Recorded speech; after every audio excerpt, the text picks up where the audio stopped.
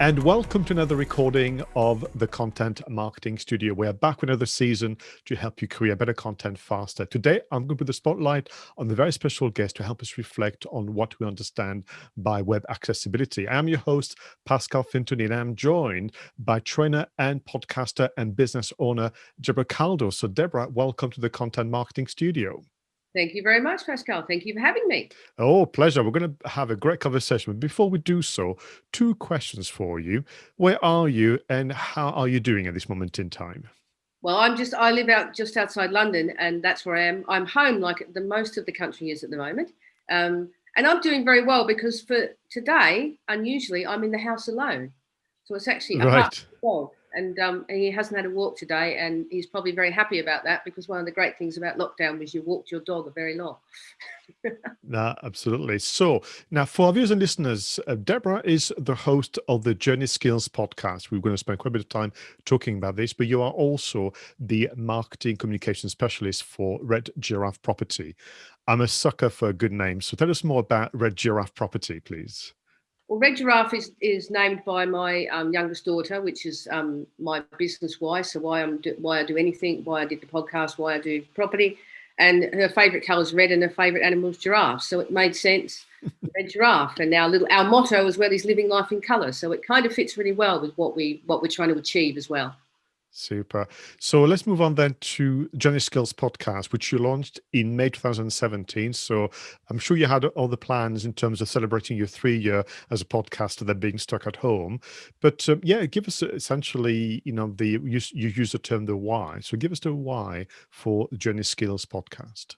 Yeah, so like you said, it's been going for quite a while. And when I was an avid podcast listener, so I listened to everybody I could, listen to, family ones, business ones, everything. And I thought it was a really great way to reach people, and I enjoyed it. So when my daughter got to about the age of 16, I realised that most young people with additional needs go over this cliff, and it's around the world. They go over a cliff when they get to a certain age, they age out of school, and then what happens to them? And most of them don't lead the independent lives that they actually deserve because sometimes they don't know that that's possible. I think that's the big issue.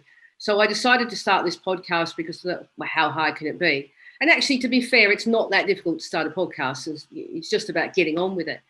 And I started like most podcasters probably start with people they knew. So if people go and listen and it's readily available, they go and listen, they'll hear, parents like myself talking. And then as time went by, I reached out to other people, and you'll be amazed at how many people will talk to you. So I've done interviews all around the world. You may catch the accent. I'm from Australia, and at one point I did go back to Australia for a holiday and ended up interviewing people there. And it's just been an amazing journey, no pun intended, for me as well. And I think the biggest thing for me out of the podcast was I started it because I wanted to help other people, but actually I've helped myself more by realising the optimism and the resources and the things that are actually available out there for her and for us as parents. Mm. So, to the extent to which you're happy to talk about it, what was the journey for you as a family with your daughter? When did you essentially, discover that there was additional needs, and what did you have to do in terms of adjusting family life? Yeah, so I mean, we didn't know anything until she was born, and then we were told that that the possibility was that she was going to die. So that was kind of a bit of a shock. So certainly the first year or 2 years of her life were pretty rocky. And then we got into, I suppose, a routine as parents do, and you just learn to cope. You become, I guess you become a person that you didn't know you could become. And other parents that have young people and children with additional needs will probably recognise that. I wouldn't want to say I'm a super parent, but you become that kind of parent that's, there for them, and you'll do anything to make their life better. And I know all parents do that, and that's true. But I think when you have a young person with additional needs, there's a lot of other challenges. It's certainly difficult on relationships with family and with, siblings and lots of challenges. But at the end of the day, I don't want to do a cliche and say she's made me a better person, but she certainly, but I mean, maybe she has made me a better person. She certainly made me much more of an empathetic person and probably a bit more of a kind of parent warrior, get out there and, make things happen, because if I don't do it, no one will for her. No, absolutely. So when you began, the Journey Skills podcast, I mean, did you do much research? I'm just wondering about how to start a podcast, or you just jumped in the deep end and see how it went. No, I mean, I did do research and I listened to, people that were talking about how you set one up. But essentially, it really was a case of, well, I get a microphone, I've got a laptop, let's just have a go. I just used one of the hosting things. When everything went cheap, because this is not something that I do for money. The podcast is purely done for, not we're not a charity, but we just do it because we want to do something, give something back. And it was a case of just looking around and seeing what other people were doing. I did speak to quite a few people. But in the end, it was about just taking action. And like I said, I started with people I knew because that was easy. And you listen back, the first interviews, if anybody's ever done videos or podcasts, the first ones are so bad. And you look back and you go, what was I thinking? But, you got to start somewhere. You got to start somewhere, and I think over time, I'm very much like you. You learn to be a little kind of forgiving, in terms of how you are. But of course, yeah, practice does make perfect. So, what kind of subject matters do you cover in your podcast? So when we started the podcast, we also have a website, and that was very much around, we wanted to do what wasn't being done. And when we looked around, what was being done incredibly well all around the world really is education. There's a lot of websites that talk about how you can get your young person a good education, where to go. But there wasn't a lot talking about work or relationships or daily living. And by daily living, I mean getting a house and, getting the bus, going shopping, handling money, things like that. So we very much focused around those topics: work, relationships, and daily living. And by doing that, I was able to reach out to people that could help me with that. So obviously at the very beginning, it was parents just talking about each of those things. So parents talking about what they thought their young person might, how they would deal with work, how they dealt with relationships. Quite a lot in the early days, I think, about relationships, because that's the biggest challenge for parents. How siblings cope and how young people make friends. Because if you talk to parents who have kids with additional needs, they do often feel quite isolated. And that's one of the big challenges, and that it applies to parents and to the young person as well. And that's obviously been made much worse by what's happened in the last year. No, It absolutely. feels like a year. It's not quite a year, is it? But it feels like a year. And well, sorry, but as we've heard, probably will be a year. Will We've had to not wishing to. So when you and I first met, I think generally you were the first person that I heard using the term additional needs as opposed to special needs. Can you take us back to, which I think, I mean, I'm a great believer in the power of words and what it does to someone's kind of attitude and mindset. So, yeah, I mean, I suppose it is an obvious question, but what do you favor additional needs? Because I think words have baggage, don't they? They have stereotypes. And when you think of someone with special needs, I think that there's just a perception, I think, that, and people will do that throwaway comment, you're special, which really means you're not as capable as everyone else. And I don't think that's true of young people with additional needs. I think they're as capable as anyone else, but they may be more capable in some areas than other people are. So we're all quite diverse. And I quite like the neurodiverse that people often use, in the autism area, talk about that, because I think that's a much nicer way to say it, and a much more apt way to say it, that we're all a little bit different. So my daughter has additional needs. She's not special, in that sense. She just has additional needs. And in her case, she actually has something called DLD, which is developmental language disorder. Because if you say that to someone, they don't know what you mean. But I'm not a big fan of labels. And it's one of the things I'd like to change, is I don't really think it does us any favors to label people, in terms of having sort of, autism awareness day or a Down syndrome awareness day. I think I'm not a big fan of those. I don't think that helps anyone.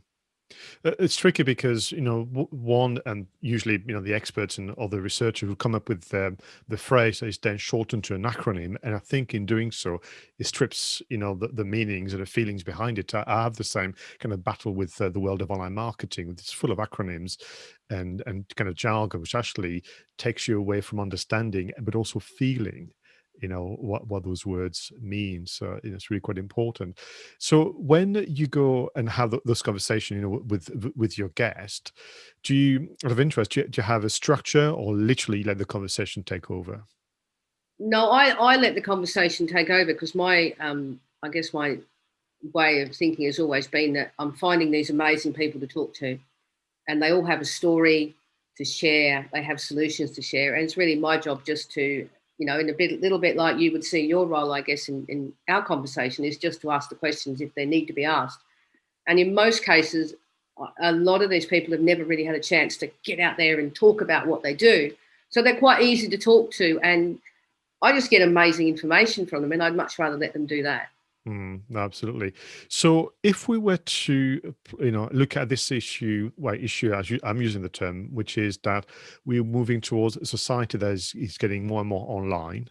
And as a result, may by accident, it could be intentional, but create, gaps between generation, but also, people with, different abilities, and how we might exclude, people from accessing information services, but also, very, very good products out there.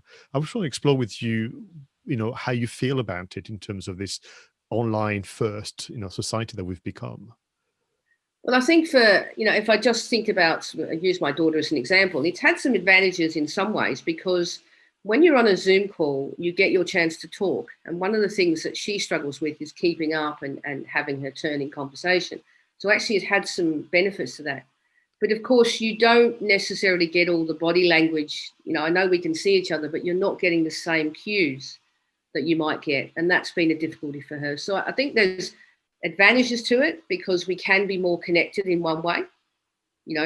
She can have friends, and for some people who do find it difficult to go into new social situations, it can be fantastic.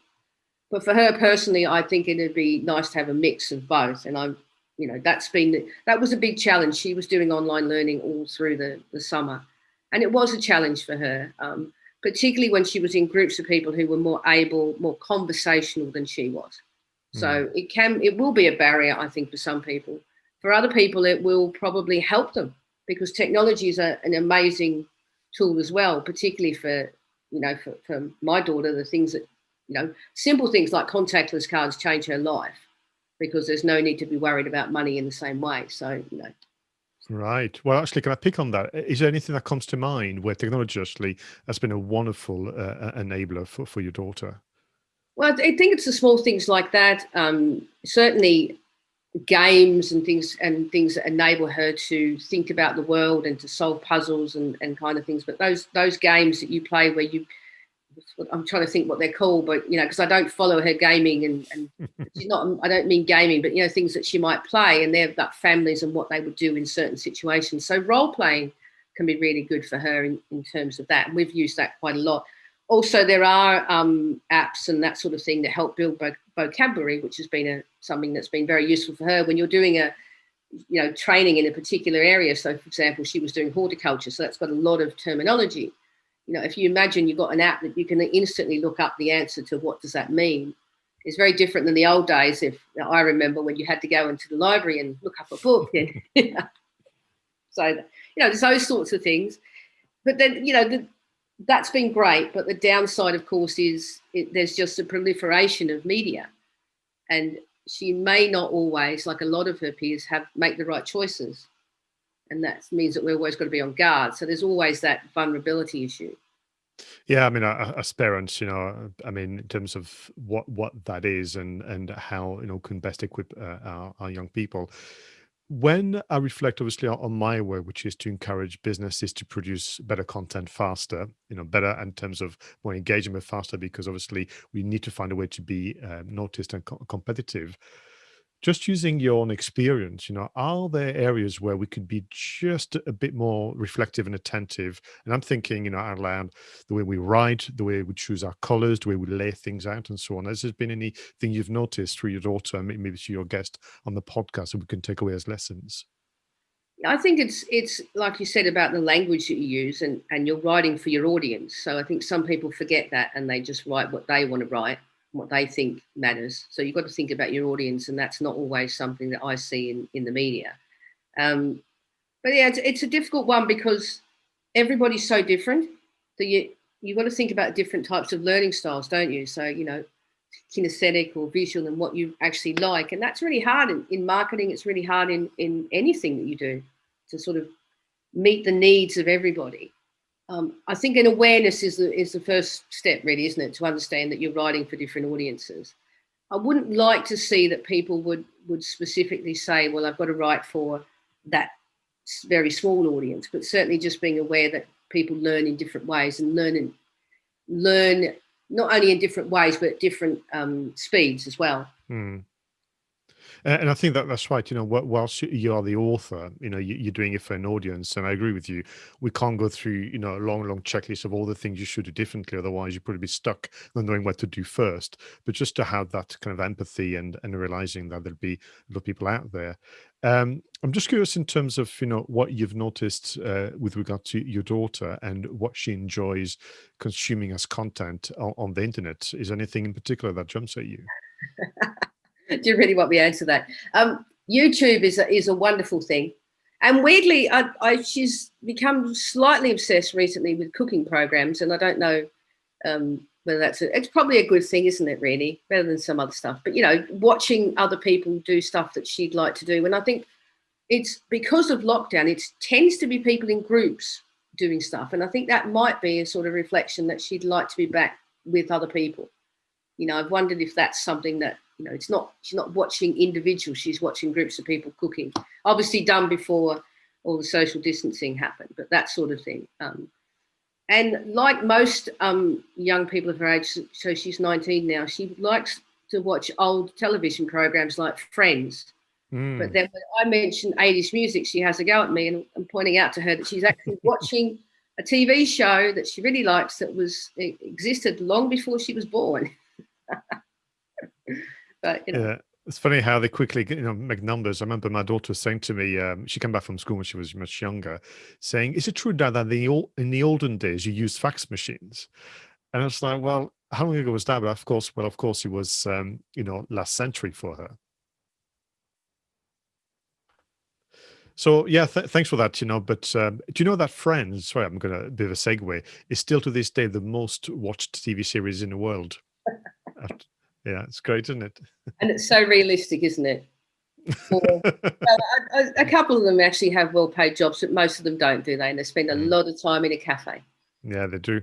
My friend used to compare me to Chandler because they wear waistcoats all the time, but also because they say, you have a job. We think you have a job, but we have no clue what it is, like Chandler. So that was just, that was the way to. Yeah. So have you had some, so it's hard because you've been doing the podcast for 3 years now, but have you had some surprise guests or guests where, again, when they tell you the story, you learn something new? I think, to be fair, it's probably the case with every single person, but I think the ones that have been, I guess, most interesting for me, and I've only done a few, is where I've actually talked to someone with additional needs.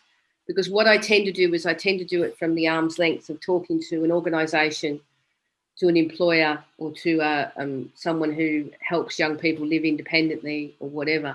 And when I've spoken to people who actually have an additional need, it's a much more insightful conversation in a way, because, giving them the voice to talk, and these guys incredibly articulate about, obviously they're feel able to talk about it publicly, so it means that they're quite articulate anyway. But just, I think, I have learned lots, and one of the things that I learned, we talked a little bit about before about awareness days, and the reason I don't like them is probably because I spoke to someone and he pointed out to me that you don't need awareness days. What you need is acceptance. I think most people know that there's people in the world that have, autism, or people in the world that have other additional needs. But that doesn't matter really. We know that. It's about acceptance of people for who they are. And I think that was probably one of the most important things. And that wouldn't have come from someone that I talked to that dealt with someone who had an additional need. I think that had to come from someone themselves who pointed out to me that, probably what I was doing as well, I needed to be aware of that, so that I'm not just promoting, isn't this a great organisation? And that person also pointed out to me that, and I thought very pertinent as well, that you don't celebrate when someone who doesn't have an additional need gets a law degree or something like that. And yet you'll see a newspaper that will go, look at what this person's done. And that's a little bit condescending, it was pointed out to me. And after that, I thought, yes, you're right. It is condescending, isn't it? To say, oh, yeah, aren't you great? You got a degree. Woo. Yeah, I know. We know that it came. All this comes from a good place, and it was meant to be inspire others, but unintentionally, which is actually at the heart of this little rethinking web accessibility, which is where we start with the best of intentions, but actually there's a misstep, and the best way actually is to invite the very audience you want to engage with. And what you've just described, I've heard it mentioned so many times by different charities, where once they got actually an additional conversation going with the very people that they were meant to represent, it changed everything for them. So yeah, very lesson for all of us as marketers to, where possible. And nowadays, as you mentioned a moment ago, with video meetings and other forms, it should be a little easier. Or it was always easy, but perhaps we forgot that moment to ask the question of the very people you want to interact with. Well, it's key, isn't it? It's like market research. It's no different than working with anyone. If you find out what people are actually thinking, then you can help them more effectively, or at least facilitate what they want to do more effectively. Otherwise, you're just thinking that you're doing a great job, and certainly don't mean to demean. That I know those stories are about feel good, and I think it does help some people think, well, actually, I can do that now. And I'm not suggesting that we don't have them, but I think there is a feeling that that's an unusual situation, that someone might get a degree, or they might do this, or they might do that. And I think it should be the norm. It should be like, oh yeah, okay, that person's done really well, congratulations. But you've done it because you're capable of doing that, and that's something you want. Quite. Yeah. You mentioned obviously your three kind of pillars of conversation, work, relationship, and daily living. So can I pick on work? You'll understand that, and ask whether over the last few years you've seen again technology being actually an enabler for employment with people with additional needs. Yeah, I think when we first started this and we were thinking about work, and we actually put down the word purpose, because we thought everybody needs a purpose. So they need somewhere to go during the day, and they need a reason. And I think if you look at what's happened over lockdown, that's been a lot of the problems for many people, is not having somewhere to go and a purpose. But we did change that when we realised that that's not really what we meant. What we meant was proper paid employment, where you're actually being a valued member of society and you were able to make a contribution. So it was work. And I think technology, certainly, if you look at any job that a young person with additional needs might do, particularly in something like hospitality, tablets and the ability to do everything on screens like that. I mean, I know, for example, someone I spoke to, they have screens they've opened a bar and they've got screens so that people can just pick it. If you think about someone having to write that down, if they're slow at writing, or writing something they struggle with, that would make it very difficult. So there's that sort of technology.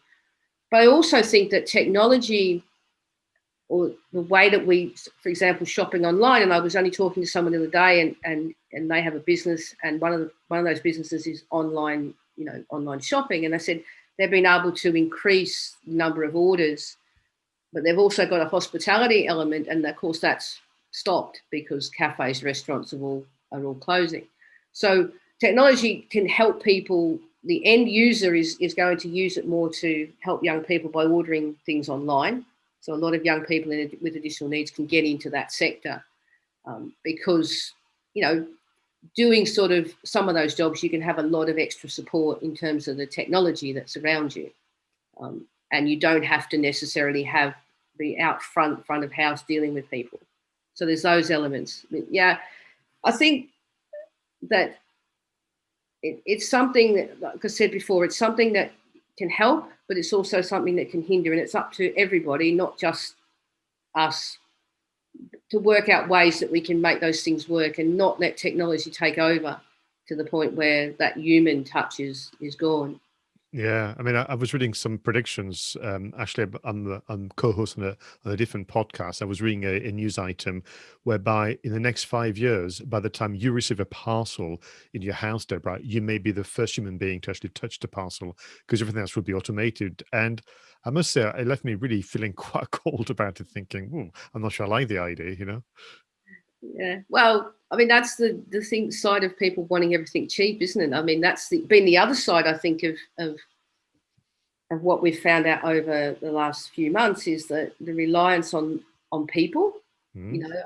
I don't know about you, but the people that matter in my life are not necessarily the people I thought would matter.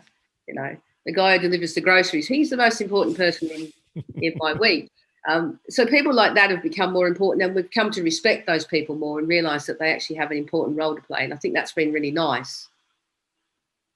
I'm curious about something which is probably slightly outside of today's subject matter, but the how you help your daughter navigate social media, if she is on social networks at all, and particularly, with regard to, well, there's all sorts in there.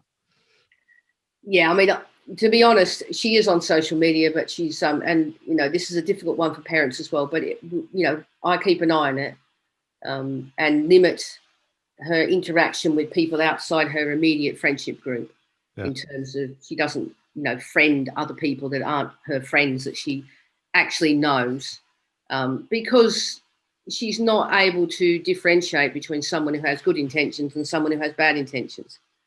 And I think it will come with time. Mm. She's learning to, I suppose, self kind of look at what's on YouTube and think, is that something I really want to be watching, or is it not?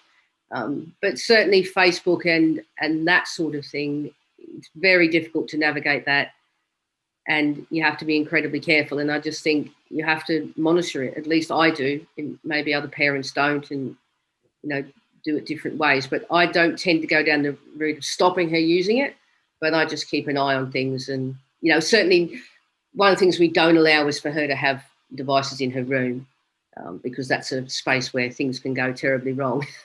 I No, feel. no, And no, that was different for everybody. You're right. But we need to do our very best, because I mean, I think things, judging by what's happening in the US and in Europe, things are going to improve when it comes to the quality of information and content in those social networks, but still going to take time. So I'm reflecting on obviously what you've done. You've been the podcast host for 3 years now, having so many conversations. You are dealing with it obviously as a family as well. So you've got all that knowledge. Are you thinking of capturing this in some form of training, or some form of access to information in the future? Yeah, I mean, we started the Journey Skills website with that purpose in mind, but I think what we've realised there is that we didn't have a plan, if it makes sense, but we do have a much clearer plan now, which is essentially to focus on those three areas, but to provide training and support for other people. Some of that will be just out there. A lot of the podcasts are already out there, and people can learn a lot from those. But as time goes by, the business that we also have, Red Giraffe, is essentially going to be working on, and it's not supported housing, it's sort of assisted living more, places for young people, because we want our daughter to move out and live independently, because when we're not around, she has to have a network of friends, she has to have a community, she has to have a job, she has to have somewhere to live, and that we're planning for when we're not around. I'm hoping it's not going to come too soon and I won't be here, but I am planning for the future like that. And we want to create something that other people can just come into and use what we know. Because I will say, the one thing I've probably learnt most from the podcast is that people do not share enough information with each other. I've seen too many people doing the same thing and not knowing that this other organisation existed, which has been really, it's been really difficult to see that, because I'll be talking to someone and I'll go, oh yes, there's these guys that do this, and I've never heard of them. So I've been lucky enough to connect a few people as well, which has been really nice, because I think people can learn so much, and we're not talking to each other enough. We kind of focus on what our problem is, and again, I think it's because of labels, partly because we're helping, we might be helping one group of people, and we think, well, that only applies to that group of people, when in fact it applies to lots of other people as well. If I take this conversation back to the wonders of the internet, and my clients looking to attract the right audience by creating content, do you have a sense in terms of the likelihood of what is the percentage, do you know it, particularly in the UK, of someone that may be neurodiverse, or someone that would have additional needs? Do we have a sense in terms of the population in the UK? I don't know that. I honestly don't know, and I think it's probably difficult to measure as well, because you do, a lot of people will now say, well, I think I might have had some additional needs, and that's why I've struggled with life. And I think if you look at, it sounds terrible, but if you look at the population in prisons and things like that, it's often people who haven't had that support when they've needed it that's caused them to go and end up doing things that have got them into trouble. So I don't know what that population is. No, I'm curious. We can look it up, or to our viewers and listeners, if you know Yeah. it, or if you have some information, share it with Deborah and I, because we are curious. I mean, one of the reason, just to actually to make sense to this conversation for our viewers and listeners, I've been involved with the Northeast Autism Society for many years now, and it's opened my mind and eyes to so many different things. And I think for me, it's this reflection on the likelihood of someone who needs some additional support, or have you thought of the way in which you communicate and present information which may make sense to you, but actually would be tricky to understand for another audience? And usually these are very small, reasonable adjustments, as I found over time. Yeah, I think the term reasonable adjustments, most people seem to feel it's unreasonable.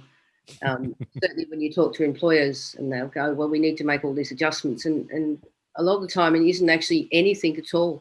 It's nothing more than sort of saying to someone, you have the same desk each time you go to work. Sometimes that can be it, or giving them sort of headphones or something. It's amazing. I've seen those examples and thought, companies will think, I don't want to take someone on because it's going to be extra work for us. But actually what they're doing is they're increasing understanding and diversity within their own organisation. And just, there's a whole group of people out there with amazing skills that are not being given the opportunity to work. And we're missing those skills. No, I would agree completely. It's only based on my exposure and experience, with many people out there. So, if we were to, lead to the end of this conversation, I've got one more question for you, then a fun quiz, if you don't mind. I hope you don't mind. So, obviously, you are also the director of Red Giraffe Property. Have you had to? Well, I'm saying, talking about adjustments. What did you have to change over the last few months as a business to be able to operate?